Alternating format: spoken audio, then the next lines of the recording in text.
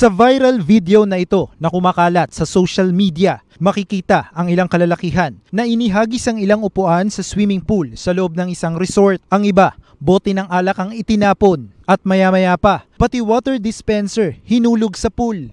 Nangyari raw ang insidente madaling araw nitong Lunes. Pagputok ng liwanag, tumambad ang mga nakalutang na mga monoblock at ang napakaruming tubig ng pool. At nang tanggalin ang tubig, lumabas ang sakit ng ulong kailangang linisin ng staff ng resort.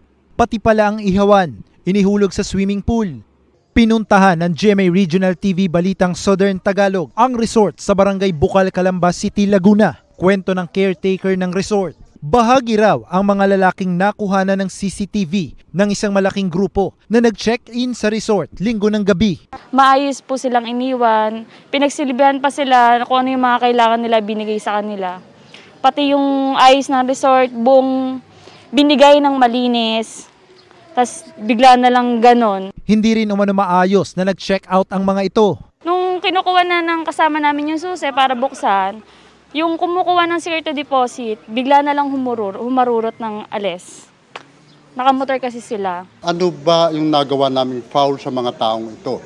Hindi naman nila i-consider na marumi ang facilities, malinis naman talaga. Gusto ng mga may-ari na mapanagot ang mga nagkalat sa kanilang resort. We have to press these people na gagawa kami ng action within 24 hours. Kasi ang nakakaawa, yung kasama nila na nag-shoulder ng expenses on that incident.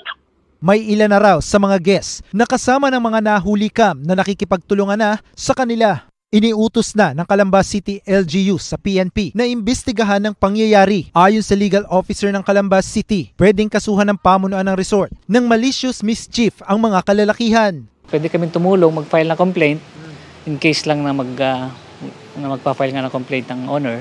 Sinisika pa ng GMA Regional TV Balitang Southern Tagalog na makuhanan ng pahayag ang mga nahuli cam na kalalakihan. Mula sa GMA Regional TV Balitang Southern Tagalog at GMA Integrated News, Andrew Bernardo, nakatutok 24 oras. Mga kapuso, kasama nyo kami 24 oras. Mag-subscribe sa GMA Integrated News sa YouTube. Sa mga kapuso abroad, bisitahin ang GMA Pinoy TV at www.gmanews.tv.